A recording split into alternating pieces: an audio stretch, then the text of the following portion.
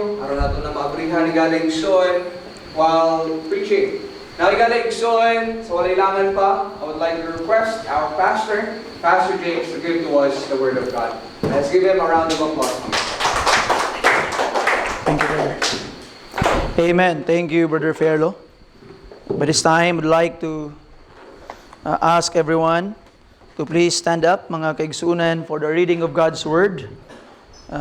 Standing up is our way of giving reverence to the reading of the Holy Word of God. So, by this time, you know where to go. You know where to open this evening, mga kaigsunan. I would like to ask you to open your Bibles with me in the book of Galatians chapter 4. Galatians chapter 4 in our Bibles, mga pinangga nga mga kaigsunan. And we shall continue our series this evening. And by and by, the meaning of the letter of the Galatians is opening to us. And we are understanding the heart of Paul and the situation of Paul while he was writing this letter to the Galatian churches. So he is not only writing for one local church, but the churches all over the regions of Galatia, mga kaigsuunan. So we will be reading tonight verses 12 down to verse 31. Verses 12 down to verse 31 sa atong mga Bible palihog. If you're there, say a heartily Amen. Amen. Follow me with your eyes. The Bible says, Brethren, I beseech you, be as I am, for I am as ye are. Ye have not injured me at all. Ye know how through infirmity of the flesh I preached the gospel unto you at the first. And my temptation which was in my flesh ye despised not, not rejected, nor rejected, but received me as an angel of God, even as Christ Jesus.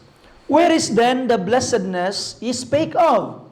For I bear you record that if it had been possible, you'd have plucked out your own eyes and have given them to me.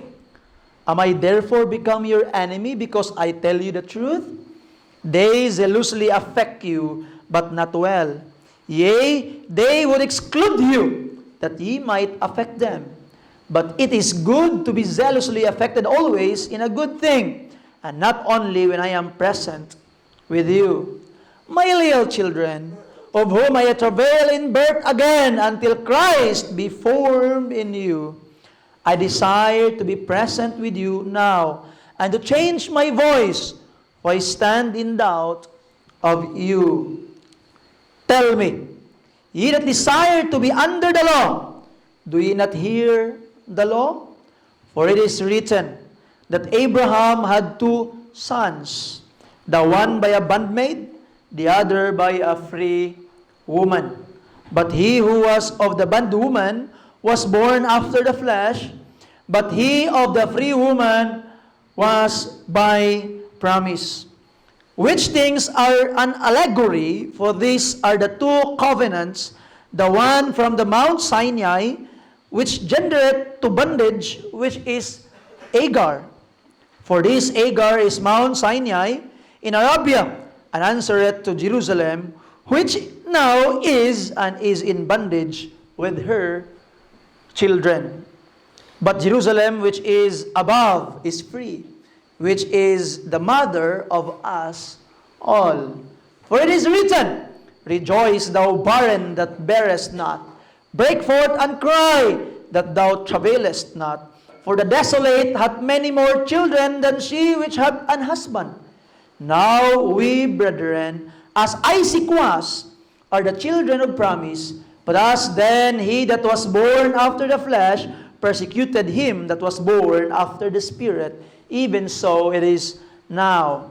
Nevertheless, what saith the Scripture? Cast out the bondwoman and her son, for the son of the bondwoman shall not be heir with the son of the free woman. So then, brethren, we are not children of the bondwoman, but of the free. Let's pray. Father God, thank you, Lord, for this wonderful message, We have seen again the heart of the Apostle Paul after reading such letter.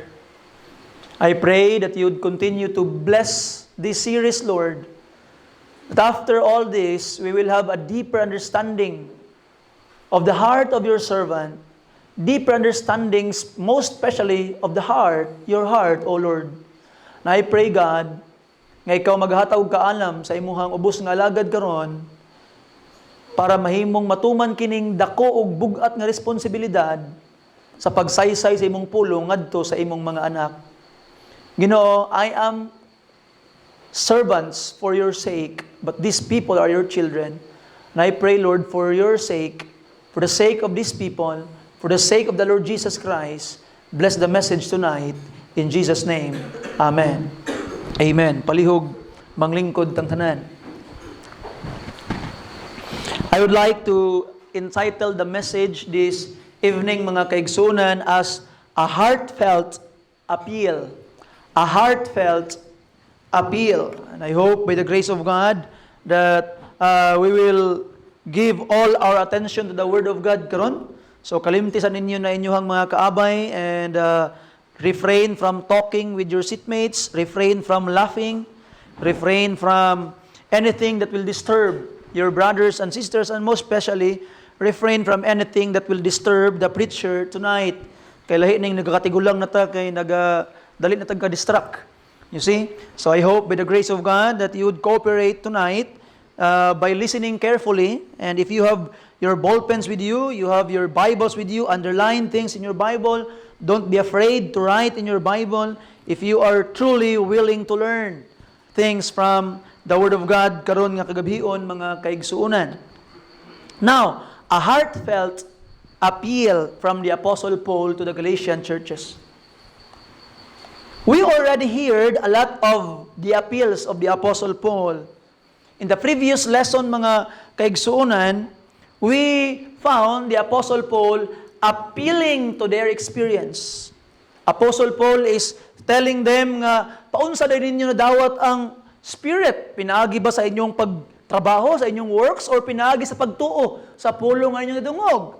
And the Apostle Paul is arguing, you know by your experience, nga nadawat ninyo ang Holy Spirit not by working for it, but by believing the word that you have heard. And the Apostle Paul told them again, asked them again, how did those people who work miracles, did those wonderful works? Pinaagi ba sa ilang pagpaningkamot, sa ilang works? Sa ilang trabaho nga mahimo silang milagro? Of course not, but by faith. So Apostle Paul argued and appealed to them through their experience. Nga, base sa inyong experience, kamo mismo ang makaingon, by experience, that salvation, the Holy Spirit, and the wonderful things of God can be experienced by you or have been experienced by you through faith and not by works. And we also understand, mga kaigsunan, that the Apostle Paul also appealed through the Scripture.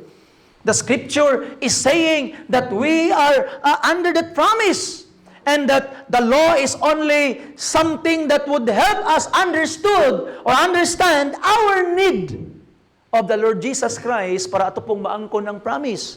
So, ang law is only an insertion for us to be prepared to receive the promise.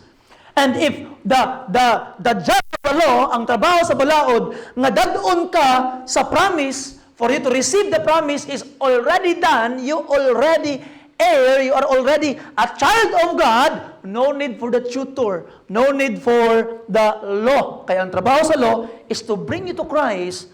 It is added for you to realize your need of Christ. And if the job of the law is done, then you don't go back to the law.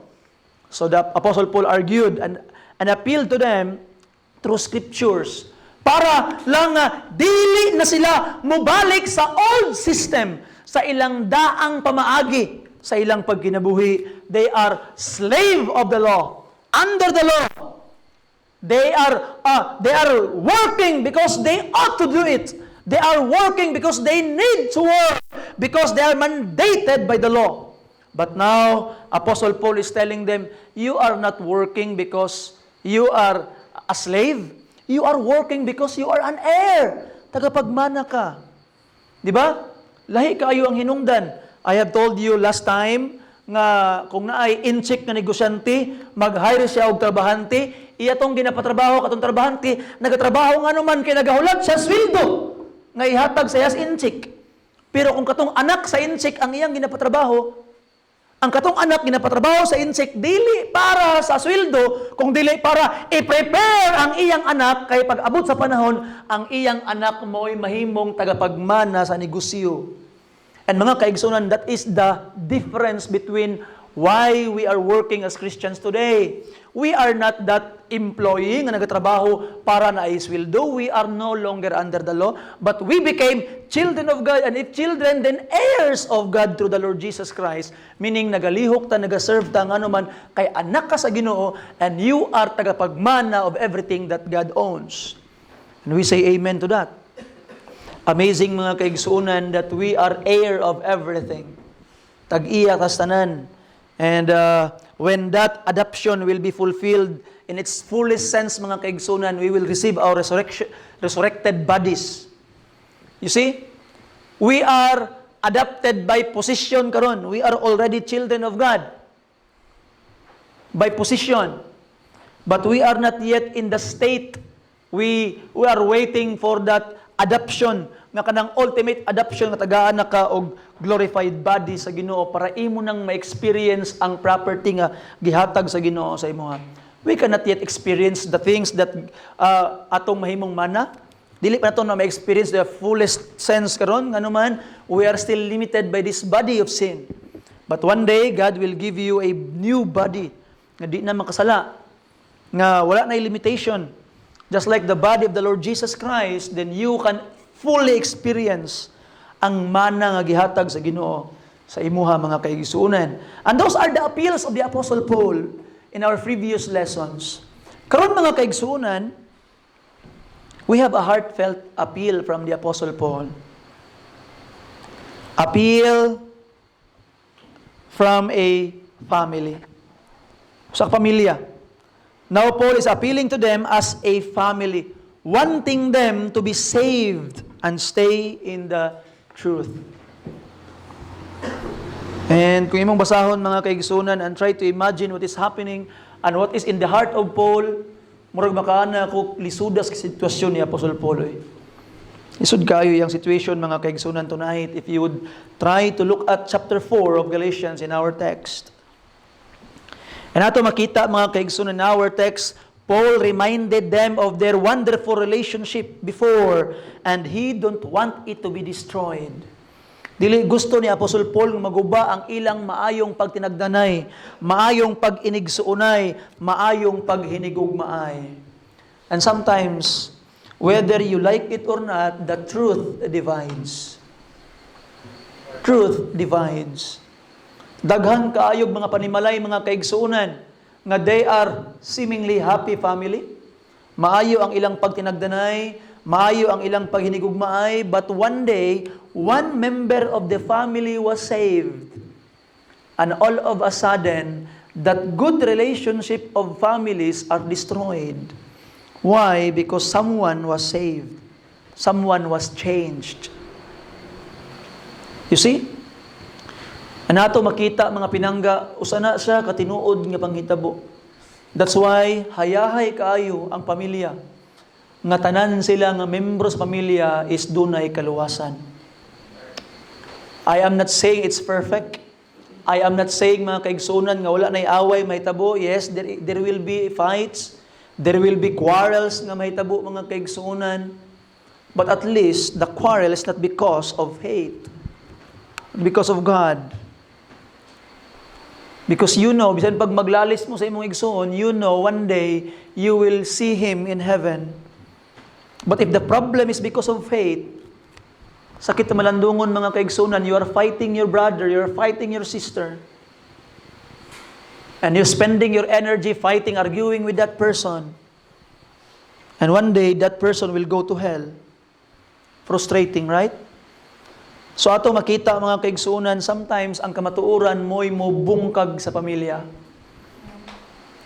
But we must put in our mind that there is a more important family that we need to prioritize over our earthly family, and that is our divine family. Pamilya, because you are part of the family of God now. So ato makita mga pinangga nga mga kaigsunan, just pray that all of your earthly family will too become part of the family of God. By the grace of God, they can see Jesus in you. And mga kaigsunan, don't expect when people see Jesus in you that they would love you. Usahay manggod ang atong hunahuna ba nga ay kanang ginaingon ni pastor ba nga dapat makita nila si Jesus sa ako para dili na sila masuko sa ako para dili na sila masaputon sa ako para ganahan na sila sa ako because they will see Jesus in me. Igsuon, you're wrong. Nasayop ka, that is not what I mean when I say let them see Jesus in you. You see? So pastor, remember 2,000 years ago when people saw Jesus unsa ilang gibuhat, they killed him. They murdered him. You see that?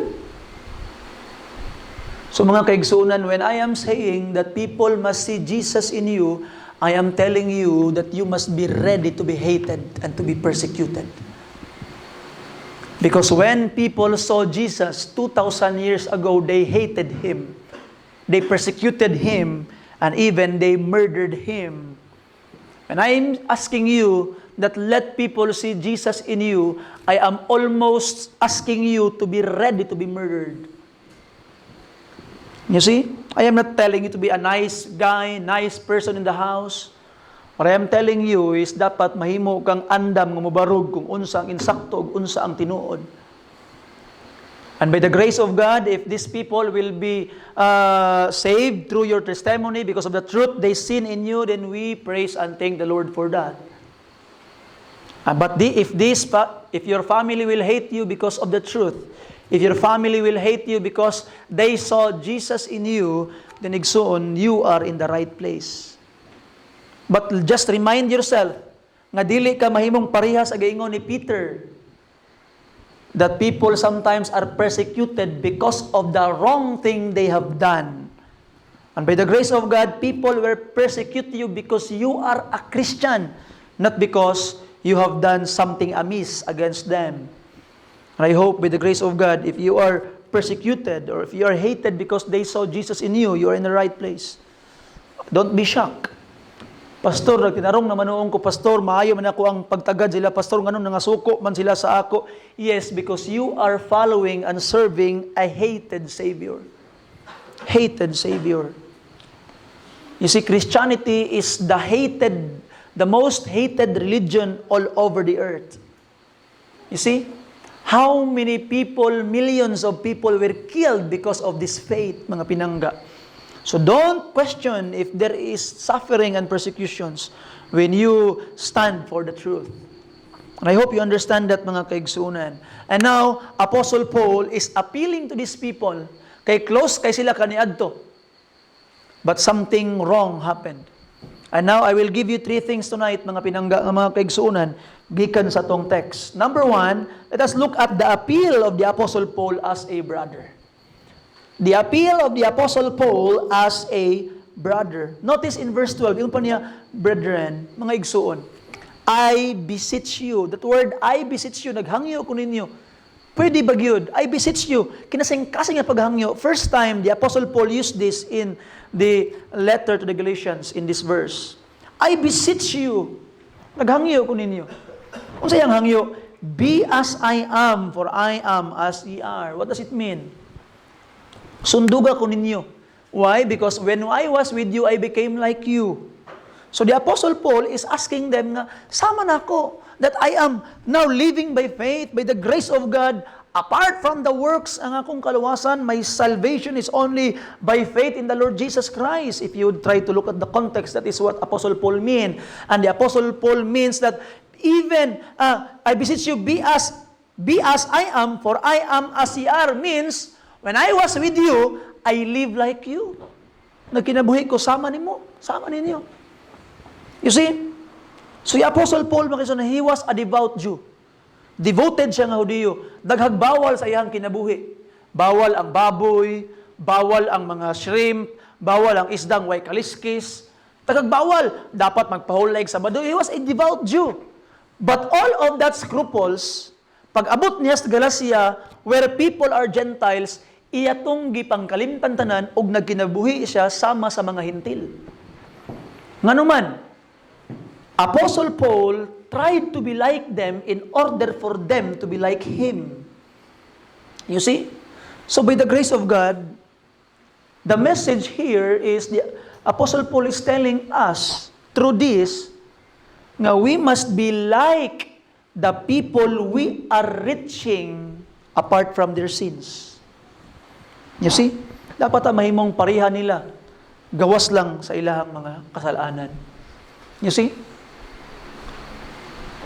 Sometimes, muna ako ang diganahan sa mga missionary to the Philippines, o missionary to other countries.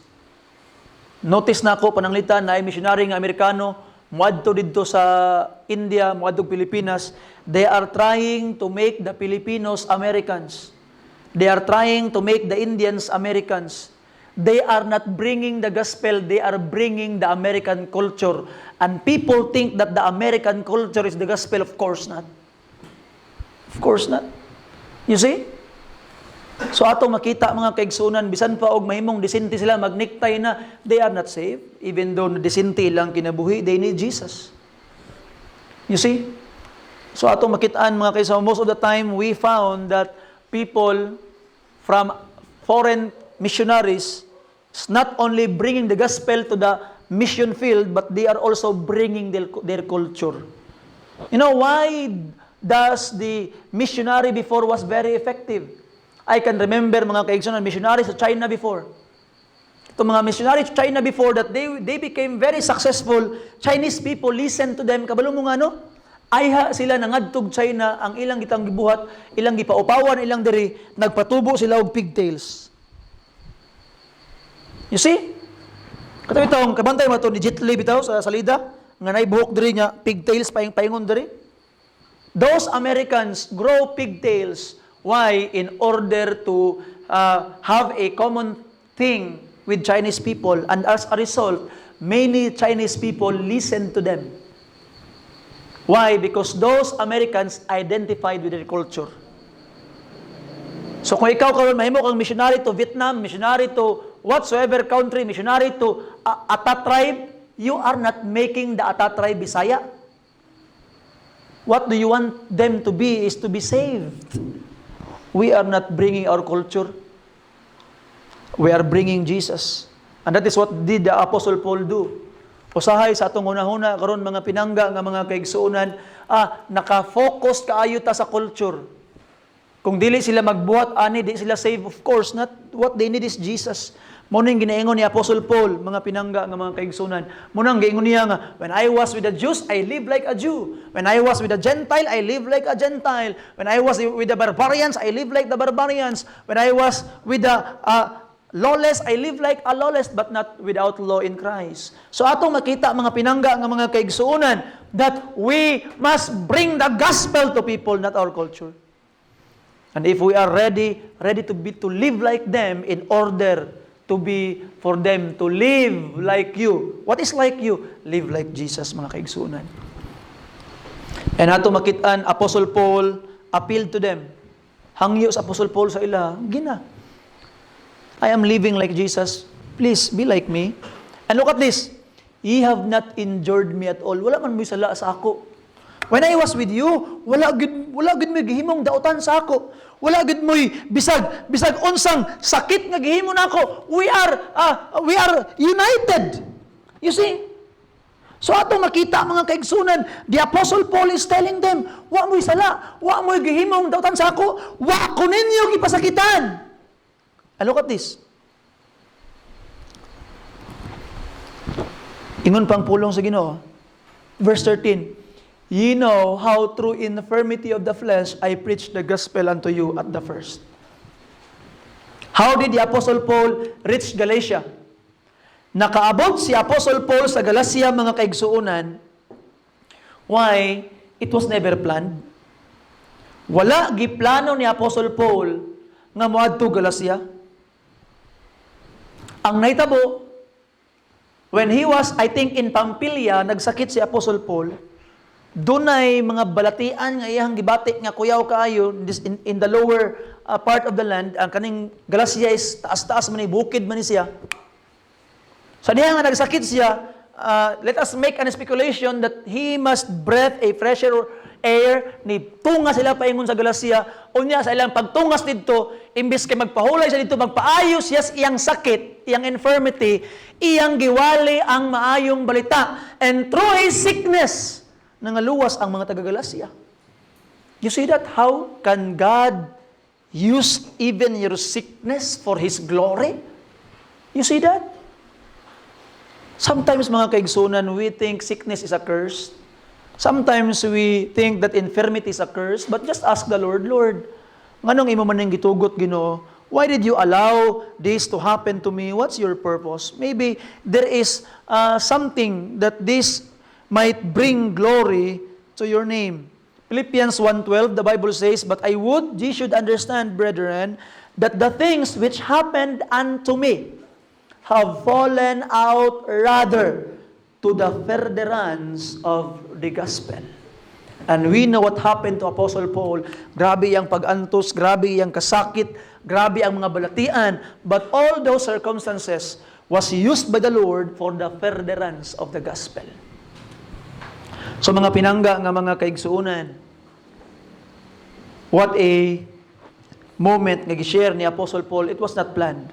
But pag-abot niya dito, and look at it, verse 14. "And my temptation, which was in my flesh, ye despise not," kuyaw kay kununo. Ang iyang kasakit sa iyang unod, "ye despise not, nor rejected." Wa ko niya gibalibaran. Meaning, ang iyang sakit ni Apostle Paul is, murag lala kaayo nga lain kita naon. Maybe na-change ang physical appearance, maybe ni pangit siya, maybe nga luod tanawon si Apostle Paul, sa diha nga nagsakit siya. But when he was there at Galatia, he was accepted. Wa gyud siya gibalibaran. And in fact, the Bible says, "But receive me as an angel of God, even as Christ Jesus." Look at that. You see, instead nga i-reject siya tungod siyang balatian, instead nga gibalibaran siya tungod kay grabe yang sakit, maybe makatakod yang sakit, I don't know. The Bible is not clear about it. Wala giingon sa Bible. You see, I told you before nga wala giingon sa Bible kay basin niya og naay tawo nga kaparehag sakit ni Apostle Paul, magpasikat pareha mi Apostle Paul. Maybe that is the reason, we don't know. But the Bible did not share what is this sickness, but because of this sickness, nga lain tan-awon si Apostle Paul, nga murag lami siya i-reject, but when he was there at Galacia, gidawat siya, gi-accept siya, wa gyud siya gibalibaran sa mga taga-Galacia, and even accepted him as an angel or even as the Lord Jesus Christ. Ang iyang treatment murag anghel, ang iyang treatment mura og si Jesus Christ mismo ang treatment sa iyaha sa mga taga-Galacia. And the Apostle Paul remind them, remember, giunsa ko ninyo pagpangga. Remember, giunsa ko ninyo pagatiman. Remember, giunsa ko ninyo pagdawat. I don't want that to be destroyed. Apostle Paul. I don't want that to madaot because of some reason. So Apostle Paul reminded them of their bond, of their closeness, and Apostle Paul showed to them nga di na ko ni gusto maguba nga relasyon. And look at verse 15, mga kaigsunan. "Where is then the blessedness he spake of?" Aman tong inyong pagpangga sa ako. Aman tong blessedness nga inyong giingon kaniadto. Naman to inyong mga saad. You see that? And look at the heart. And in this verse 15, we have a hint nga si Apostle Paul, ang iyang sakit, something to do with the eyes. Nga naman, ang giingon sa verse 15, nga I bear you record. Dumduman ba kay nako, and I bear you record, nga kung pwede lang, nga inyong langkaton ang inyong mga mata, og i-donate sa ako inyo ng gibuhat. That is how the Galatian churches loved the Apostle Paul, nga andam nila panglangkaton ang ilang mata para lang ihatag ang Apostle Paul. And we, through this, have a hint nga maybe there is something to do with the eyes, ang sakit ni Apostle Paul. Kaya nga nung i-donate mo nila ilang mga mata. Pero atong makita, mga kaigsunan, the point here is that these Galatian churches, gipangga gugay nila sa Apostle Paul. Saynan ka? Andam nila lang katon ang ilang mata para lang ihatag kang Apostle Paul. You see that? How they love the Apostle Paul. And Apostle Paul is asking them, naman ang agugma karon? Di ba gipangga kay kunin ninyo sa iyo na? Man ang agugma karon. And there is one thing, only one thing Apostle Paul can think ngano nabago sila. And that is in verse 16. Am I therefore become your what? Because I tell you the what? Truth. Wow. Amazing. Grabe ilang gugma. Andam lang ipanghatag ilang mata. Grabing sakit ni Apostle Paul. Wala ginlagi balibaran si Apostle Paul. Ilang gidawat si Apostle Paul as an angel, as the Lord Jesus Christ Himself. Gipangga, giatiman, giamuma, gihigugma nila si Apostle Paul. But the moment they hear the truth from the Apostle Paul, they hated him. You know, this is the struggle of every preacher, mga kaigsuunan. Struggle of every preacher. Isulti ba sa pastor ang kamatuuran? But as a result, daghang mga suko niya? Or itago na lang niya ang tinuod, basta kay ang mga katawhan, di lang masuko niya? Saynan ka? Kung si Apostle Paul lang, mas giunan niya ang pagpangga sa mga tao, di lang ito niya isulti. Loyal na kay mga tao sa iya. Palangga na kasi sa mga tao. Saynan ka, ang ilang mata, andam lang ihatag ang Apostle Paul. And Apostle Paul, una niya, maayo naman kayo ang ilang treatment sa ako. Maayo naman kayo ang ilang pagpangga sa ako. Ako pa rin dauton, pinaagis, pagsultis, tinuod. But you know the choice of the Apostle Paul, mas gipili nila, bahalag mga suko tong mga tawhana, isulti lang niya ang tinuod.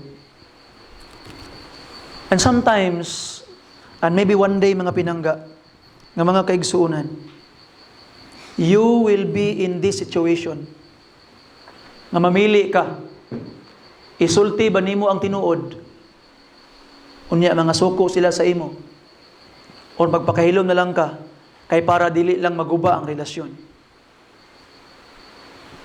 And it will be a hard choice. Sayon pa kinahuna-hunaon karon kay wala pa ka sa sitwasyon. Sayon pa kinaingon karon, ang kamatuoran gid pastor, kamatuoran. Sayon na kay naigsuon karon. But when you stand in that crossroad, makaingon ka bugat di ay murag lang katon ang imong kasing-kasing, murag gisiun ang imong dughan, and it will be very, very painful. And the Apostle Paul is appealing to them, suko mo sa ako. Kung sa inyong kasukan sa ako, tungod, giingan na mo tinuod, ay mo kasuko. Don't be angry with me. And the Apostle Paul explained in verse 17, paingon sa verse 18, kung sa ang inyong gusto, katong mga, those people who zealously affect you, katong mga kapangilad ninyo, mo to inyong gusto nga ang ilang tinguha, inyong kalaglagan, ang akong tinguha, ang inyong kaayuhan, the Apostle Paul said. Nato makita mga kaigsunan, maayo unta kayo nga maayo ang inyong zeal, pero dapat ang inyong zeal in a good thing. You see? So the Apostle Paul appealed to them. Heartfelt appeal. Ngano man nga nawala na inyong pagigugma sa ako, nadumduman ako, grabe inyong pag-love na ako, grabe inyong pag-hatag importance na ako, grabe, apil inyong mata, inyong andam lang katon para na ako. Naman to karon nga gugma. Di ba? Grabe ta ka mag-inig sa unay. Naman to karon nga gugma. Nasuko mo na ako, kag isultian na mo tinuod. Wow. Sakita, no? And it was a heartfelt appeal from a brother. And the second thing, mga kaigsunan, the second appeal that the Apostle Paul told them is an appeal as a mother.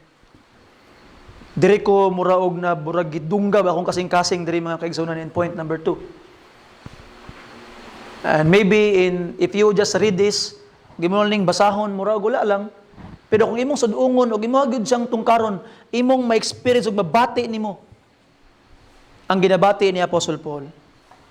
And look at this verse 19. Apostle Paul is now acting like a mother. My little children, di ba ganina, brethren, ganina, di ba? Verse 12. But now in verse 19, my little children, lahi na pod, of whom I travail in what? Birth again until Christ be formed in you. So the Apostle Paul is looking at them. Hala, mura na dili na sila pareha kang Jesus. Mura naman og gakalayo na sila. They're departing. And Apostle Paul is travailing, mura gapangusog siya, gaantos siya. Grabe iyang pag-antos. Travailing in pain. Para lang mapurma si Jesus Christ sa ilang sa kinabuhi sa mga taga-Galacia. He was like a mother that trying iri ang iyang anak, sakit kayo. Iyang ipagawas kay ano man, para mapurma lang. Para maanak lang. And that Jesus Christ will be formed in them. Now, I have tried to search ganina. Kanang itong mga naka magbati ka.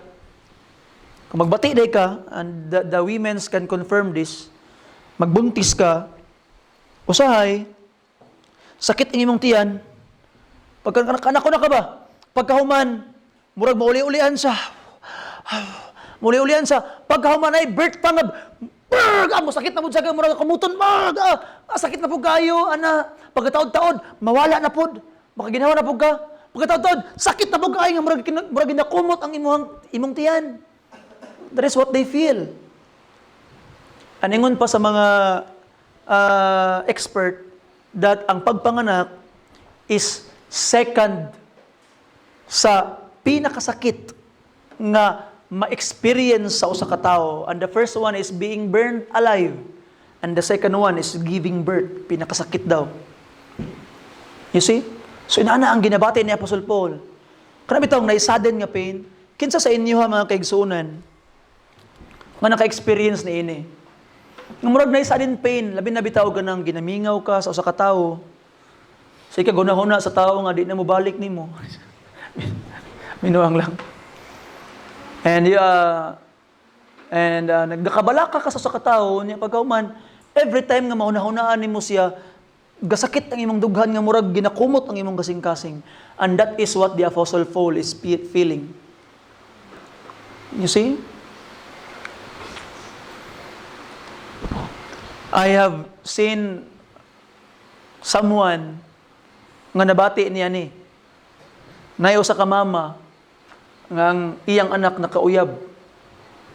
Sa diha nga nakauyab ang iyang anak, grabe taon hilak niya. Kay nga naman mura ginailog na ang iyahang anak sa iyaha. You see? So atong makita mga kaigsuonan, that is what the Apostle Paul is feeling. Nga iyang gitawag nga gipangga kay ang taga-Galacia. Iyang gitawag nga murag gina-care niya ang taga-Galacia. And these Galatian people are going to follow other gods, going to follow other way that leads to hell. Muna si Apostle Paul sakit kay siyang dughan nga naman iyan ang ginapaning kamutan nga ma-save ang mga taga-Galacia, but now they are walking in the wrong path, the way to hell. Muna nga sakit kay siyang kasing-kasing. And the letter is a very, very limited way of communication. Nga naman, sometimes, listen carefully, it is not what we say, but it is how we say it. Munang usahay na ang pamilya mag-away, magsininghagay, magbungol, nga naman, dili tungod sa ilang giistorya, kung dili sa pamaagi sa ilang pag-ingon. Pananglitan na bitang moingon ka nga, Mang, or Ga, nakita nimo ang akong sinina? Ang tubag, hala, wala ra ba? Tubag number 1. Tubag number 2, wala man! You see? Parihara. Pero, lahi ang tunos mensahe. Makalagot tong isa, katong isa makakalma. Sometimes, no, dili tungod sa atong giingon, kung giunsa nato pag-ingon. And look at the Apostle Paul. Verse 20. I desire to be present with you now, and to what? change my voice, for I stand in doubt of you. Gusto ko na sa inyo karon diri kay nga naman basing ma-misinterpret ninyo akong letter. You see that? Sometimes mga kaigsuunan, mag-chat ka, basahon, natuplukan lang nimo exclamation mark ang nagbasa mo, suko galing kini siya ba? Unsa kay suko galing kini siya ba? Nya mag-away din mo, nganong mga inanan masuko bang kasako ah? Hala, wa man ko nasuko. Namlag day exclamation mark imo ang chat lagi. Pinasingka man to. Tuwara. You see that? Why? Because you cannot hear the tone of the voice of someone writing you a letter. Muna Apostol Paul ingon siya nga gusto nako nga naunta ko sa inyo karon. Madungog ko ninyo para madungog ninyo akong tingog nga kalmar ako, wa ko nasuko. Wa ko naglagot. I am changing my voice. Madungog ninyo nga I am being gentle sa inyo ha. That I am being someone nga nabalaka og nagpangga ninyo. You see that? And in this, I can almost feel the frustration of the Apostle Paul. Grabe ang frustration. He was misunderstood. Yang kabalaka, grabe. Ingon pa niya, di ba? Remember niyo, one of his letter, ingon pa niya, and above this all, the care for the churches. After listing all the sufferings, after listing all the pain ngayang niagian, ingon pa niya, and above this all, the care for the churches. Mas grabe gid ang iyahang kasakit sa care, kabalaka, sa mga simbahan. So ato makita mga pinangga ng mga kaigsunan, we can see the letter of the Apostle Paul, the heart of the Apostle Paul through this letter. And Apostle Paul is appealing to them as a mother, please, ayaw. Gravel ko, nag-antos ko para sa inyo ha. Maybe you hate me, di ba? In gitawag nga point number 1, they hate Paul because Paul told in the truth. And even they hate Paul. Apostle Paul said, I am changing my voice. Wa ko nasuko ninyo. I am still gentle na balaka ko ninyo. And last point mga kaigsunan, look at this. We found an appeal from an example of a family.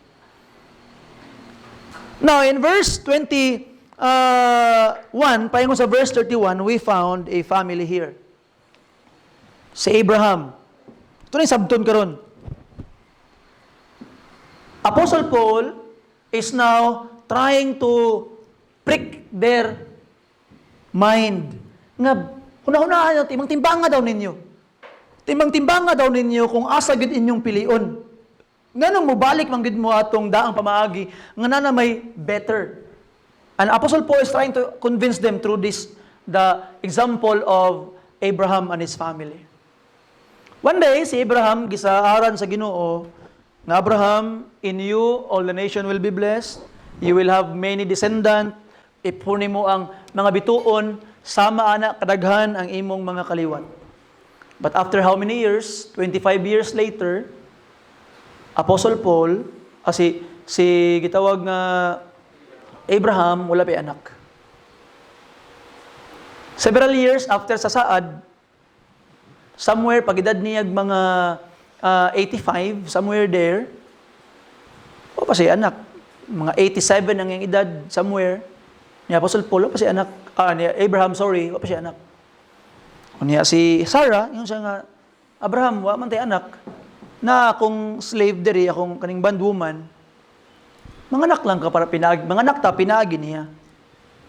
So, si Peter may dagan sa storya, and we don't know the stage of their morality before, maybe accepted na sa ilaha before, but God did not approve of it. Wala gingon sa Ginoo nga tama ilang ginabuhat. But just God did allow them to stumble. And ato makita mga kaigsunan, pagkabuntis na karon ni Hagar, nahimo siyang bugira. Despise na niya ang iyang mistress. Mauna nga hapit sa palayasan ni Sarah. Ang pilar may sugilan nun, nagkaanak si Hagar. And how many years later, mga kaigsunan, teenager na si gitawag nga Ishmael, ang anak ni Hagar, niabot ang anak sa saad. Si Isaac, natao siya. And in the day nga si Isaac, basahon ni mga account, Genesis chapter 20 onwards, sa diha nga si Hagar nanganak na, si Sarah nanganak na kang Isaac, they found Ishmael trying to, mura bitaw bully si Isaac. Yang gina-persecute si Isaac. So kasi Sarah. Pasahon mo ang chapter 21 mga kaigsunan sa Genesis. Look at this. Muna yung giingon ni Sarah mga kaigsunan.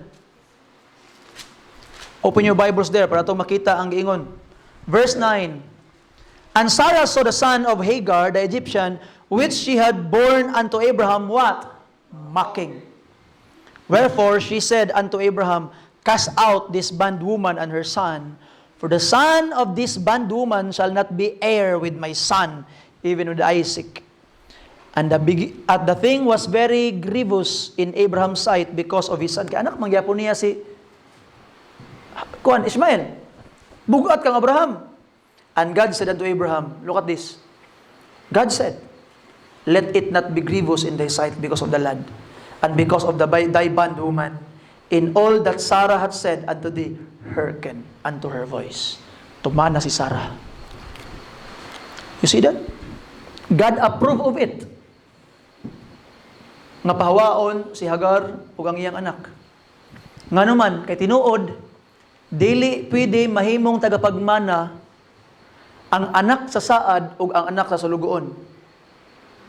Even bugat para kang Abraham, he must obey. You see that? Now karon mga kaigsunan, what is the application of this? And God is telling it, Apostle Paul is telling, look at this. Tanawon nimo mga kaigsunan, verse 24 sa tong text, which things are an what? Allegory. Allegory. So, naay meaning, spiritual meaning di ay, ang kaning nahitabo in the Old Testament for our time today. Ano sa meaning na pastor? Not because naasay mga hidden meaning, but because only God did not change. Wala nalahi ang kinaiyahan sa Ginoo. Ang Ginoo nga nagdeal kanila kaniadto is the same God that dealing to us today. So what does it mean? Atong sabton mga pinangga. Karon ang nahitabo inani.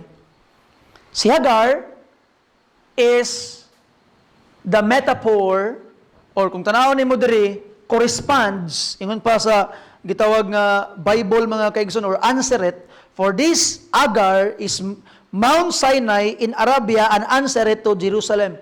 So corresponds to Jerusalem. Si Hagar kuno is the Mount Sinai of Arabia.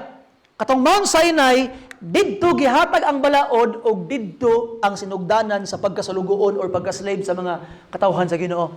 And it corresponds to Jerusalem of our time today. So ang Jerusalem of our time today is under bondage. Ang Jerusalem of our time today is under the law. It is the children of the bondwoman.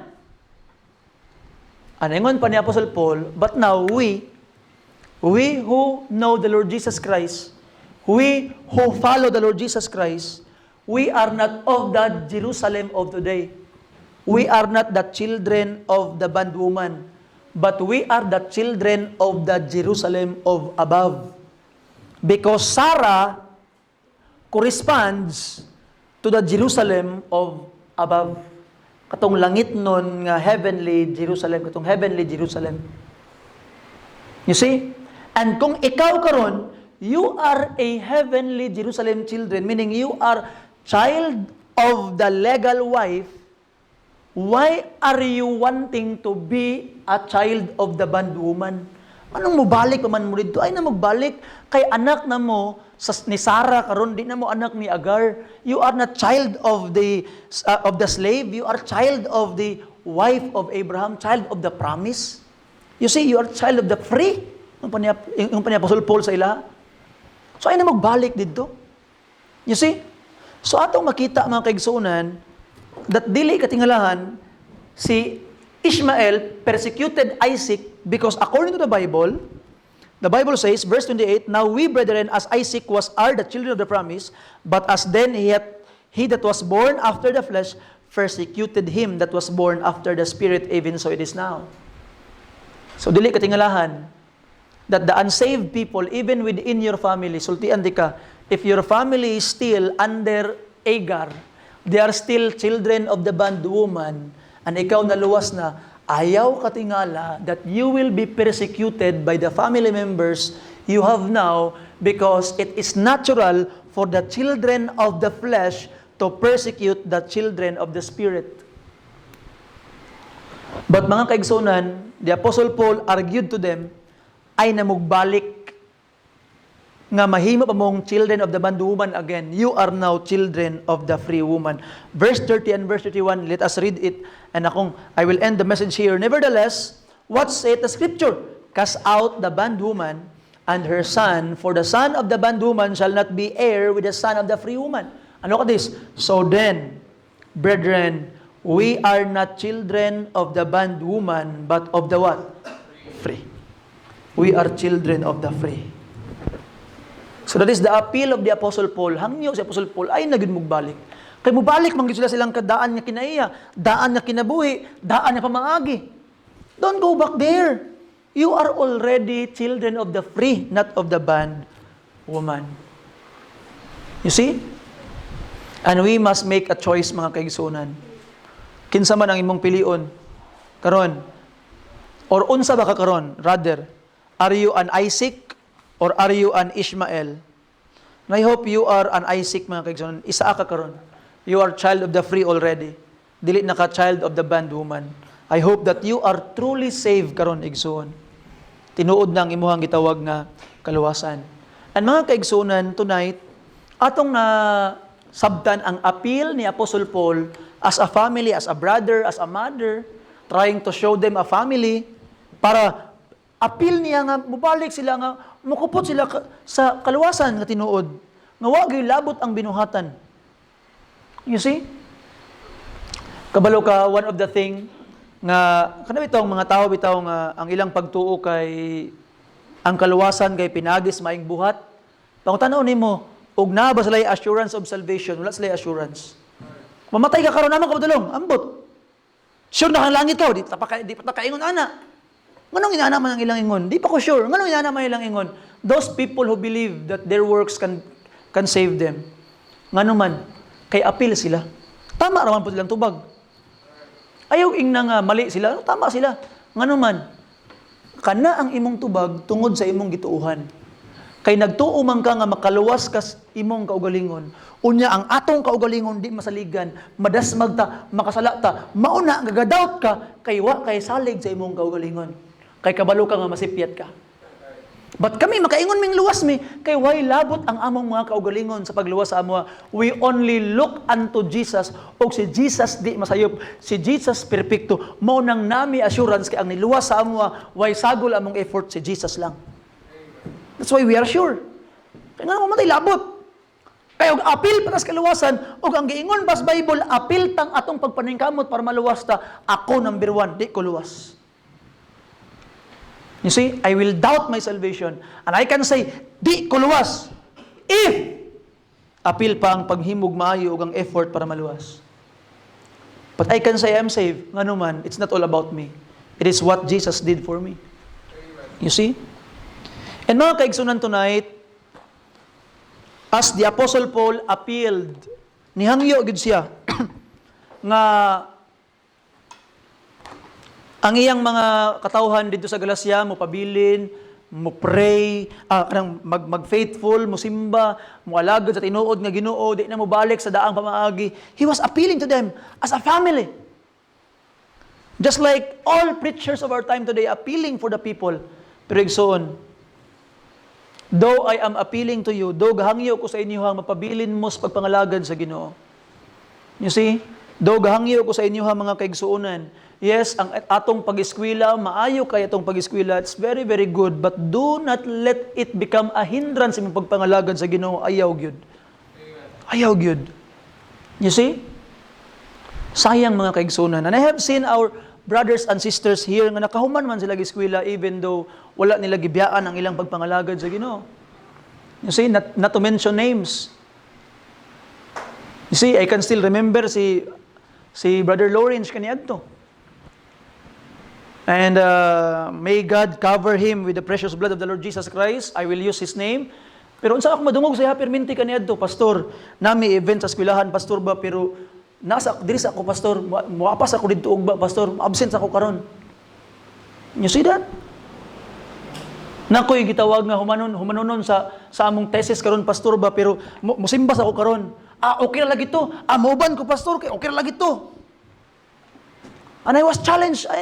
And because of those statement from Brother Lawrence, I was challenged. Nagaluhod ako sa Ginoo, Lord, please Ginoo. Grabe yang faith Ginoo, grabe ang iyang gitawag nga paghatag og pagtuo nimo gibiyaan ni iyang activity school Ginoo para sa imo, Lord, please. Ay gud sa pakyasa Ginoo. Di gud pwede nga imo sang pakyason. I was crying to God, Lord, please. Ay pakaulawi imong kaugalingon sa atubangan aning imong anak Ginoo. And I praise and thank the Lord. Wa siya gipakya sa Ginoo. You see? So atong makita mga pinangga nga mga kaigsuunan that ayaw lang pakyasa ang Ginoo. It's already proven. God can work in miraculous way. You know, it really pains my heart when I hear young people saying, I cannot do it, pastor. I cannot go to worship the Lord today. Di ko kasimba. Di ko kasimba, meaning di na ko simbahon ang Ginoo. I will not worship Him now. Why? Because of this. What do you mean? You will worship this rather than Him? No. Ayaw. You see? Ayaw. And it's very painful in my part. But mga kaigsuunan, ato makitaan, I am not asking you to listen to my appeal. It's not my appeal. Ang gusto na ko paminawon. Though I am appealing to you, but do not listen to my appeal. I want you to listen to the appeal of the Lord Jesus Christ today. The one who made you free, the one who died for you, the one who suffered for you, the one who paid your salvation with His own blood. Please, listen to His appeal. Paminawa ang iyang paghangyo. Siya ang gahangyo sa imuha, igsuon. Nagahangyo sa imuha. You see? And by the grace of God, pinaagi sa grasyas Ginoo, He will help you, He will bless you. Kung maminaw lang ka sa iyang appeal. Kaya nga naman, pag tumanon kay nimo ang Ginoo, ang iyang responsibilidad is isecure ka. Kaya sinan ka, by faith, imo siyang gisunod. Alam, magpakaulawan niya iyang kaugalingon. I don't have the power to order your life. Wala ko'y gahuman na. Siguro ako pa'y makaguba sa imong kinabuhi. Sa ako ka mo salig. But what I am asking you is, I am pointing you to Jesus. Si Jesus lang yun. Si Jesus lang yun, mga kaigsuunan. E nga naman, bisan pag si kinsa ang preacher nga nadri, mga pinangga nga mga kaigsuunan, if you know Jesus and cling to Him, it's okay. It's all right. It's all right. You see? So I hope by the grace of God, si Jesus lang yun itong tanawon, and listen to the appeal of the Lord Jesus Christ. Gahangyo siya sa inyo karon, just like how the Apostle Paul appealed to these Galatian people. Jesus Christ is appealing to you. And as we pray tonight, please listen to His appeal. Follow me. Be faithful. Be committed. Serve me. And by the grace of God, let's pray for our brothers and sisters who are not with us tonight, that they will also listen to the appeal of the Lord Jesus Christ. Diba? So kung mutanaw tag-utang kababuton, pananglitan lang, muna tag-utang kababuton. Og naay tawo nga natay utang kababuton, maulaw tagbalibad nila. Pero ato makita mga kaigsunan, mas grabe kung maghisgot ang utang kababuton, dili masukod ang atong utang sa atong Ginoong Hesukristo. How He suffered for us. Di niya kinahanglan magantos para nato. He can continue to be God and be powerful. Walay mo question niya if He will let us go to hell. But because of love, He did so. Wata naghangyo.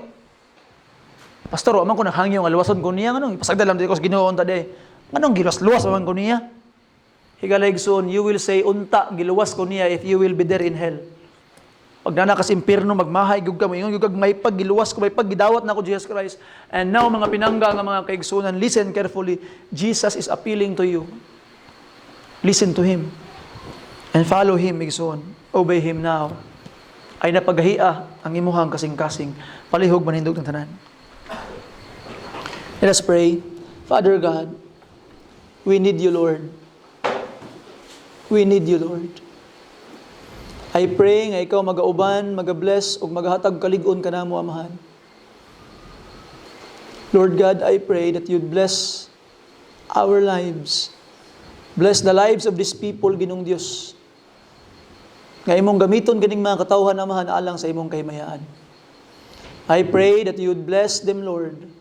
I pray that you'd help them, Ginoo, understand that our lives will be meaningless apart from you.